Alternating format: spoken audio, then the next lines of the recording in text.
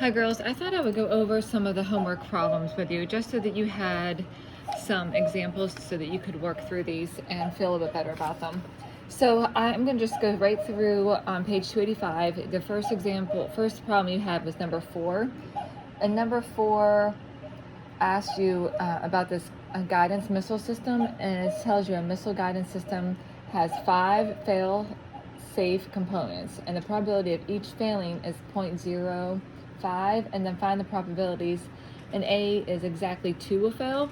So all I am doing is going right into the formula to use these. So I have to find that exactly 2 of them are going to fail. So my X is 2. I'm hoping you can see okay. So my X is 2. And then the probability that 2 are going to fail is going to be that n, that 5 value, so 5 factorial over 3 factorial times 2 factorial, times that 0.05 squared times 0.095 to the third power. Because remember, these should add up to give you that. So then, and when you plug all that in, you get that 0.0214.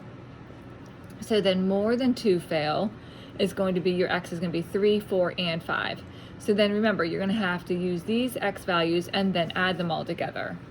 So that's all I did there. So then I had 5 factorial over 2 factorial times 3 factorial, because 2 were going, more than 2 fail, so then 2 had to be successful. So that's where I got that 2 from. So then 3 are failing here, that's why I plugged in 3. So there'd be 0.05 to the third power times 0.95 to the second power, plus, now I just did the exact same thing, I just had to change my denominator, so 1's going to succeed, 4's going to fail, and then plug those in. And then my last one, 0 we're going to succeed, and all 5 are going to fail, so those are going to cancel to 1, so that's why I just crossed those out. So then I got those answers and then added those all together. And when I added those together, I got 0.0012. And then C was, what's the probability that all of them are going to fail? So all fail means my X equals 5 then.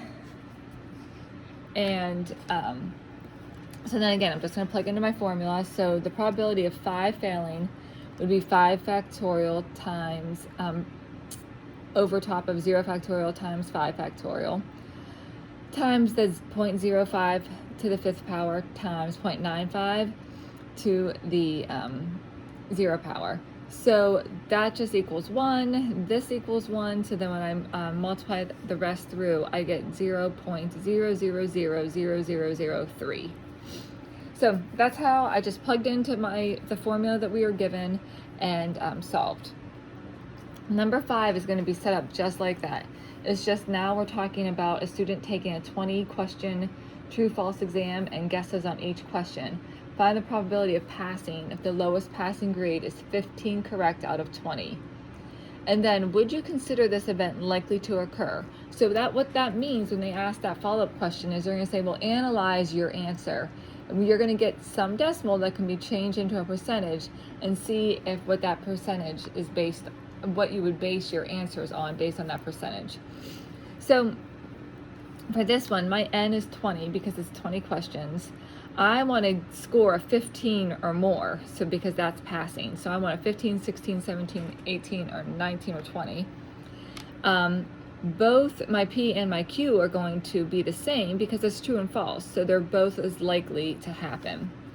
So my probability that at least 15 is correct is going to be 20 factorial over 5 factorial times 15 factorial. And then remember, I'm just going to have to do this for all options. So remember, I have to do for the 15, 16, 17, 18, 19, and 20. So then I just plugged all those in and then added them together. And I got a 0.021 as my answer. So now when you're analyzing, that question says, would you consider this event likely to occur? So I got my probability to be 0.021.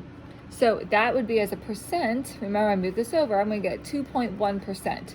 Well, how likely is that going to happen? It's not very likely at all. There's only a 2% chance. So that's what the follow-up questions are looking for. For number 6, This one was your multiple choice exam. It's 20 questions, but there's 5 choices for each. So for this one, it just changes a little bit about your your P and your Q, because there's 5 choices. So my N is still 20. I want to score a 15 or more. I want to get at least a 15 out of 20 on this. And then my P is 0.2 and my Q is 0.8. And again, I just got that right from the information they gave us. So again, this one is a pain because I have to do 15 through 20, so I'm gonna have to add those all together. But again, all I'm doing is plugging in to that formula and solving. So when I did that, and you'll see, like, I wrote it all out, I ended up with 0.0000018. And again, that's an incredibly small decimal, so it's going to be a very small percent. So it's incredibly unlikely. And that's all these questions are looking for. I think you only had one more in that section. Number 7, driving to work alone. As reported that 77% of workers age 16 and over drive to work alone. Choose 8 workers at random. Find the probability of A, all drive to work alone. So I'm dealing with 8 people. Probability of working alone, of driving alone is 77. And so then driving with somebody then is 23%, so 0.77 and 0.23. So for A, my X is 8. The probability of 8 people drive alone would be 8 factorial over 0 factorial times 8 factorial. And then do that 0.77 to the 8 times 0.23 to the 0 and get 0.124. So again, I'm just plugging in. More than half drive alone for B. Now more than half, I'm talking about 8. So more than half is going to be 5, 6, 7, or 8. So again, you're going to have to plug in for 5, 6, 7, 8, and then add those together. And when I did that, I got 0.912. And then for C, exactly 3 drive to work alone. So 3 is probability of 3 drive alone, 8 factorial over 5 factorial times 3 factorial, and then plug in the 0.77 cubed times 0.23 to the 5th, and then I got 0.016. So make sure that you're able to do those and you're getting those answers when you do. For the next section, you had page 286, 14, 15, and 17. These ones, you just had to find the mean, the standard deviation, and the variance. So these ones were quicker to go through. So for A, let's see, all I did was pull my N, P, and Q out. So for 14, oh, they gave it to you. Oh, that's super easy. Okay, so for these ones, I just plugged in and solved. So I'll do the first one and the last one just so that you have just some guidance when you're doing these. So for my mean, I got 75. So for my variance, I got 18.75. And then my standard deviation is just the square root of that, so 4.33. And again, they gave you the numbers for the variables and just had to plug them in. So then I'll go down to 17 and do that one.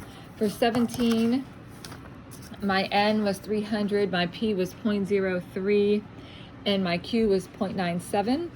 So my mean was 9 when I plugged in, my variance was 8.73, and my standard deviation is 2.95.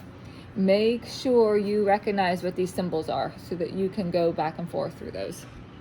All right, so go ahead and let me know how you are in those. I have another assignment.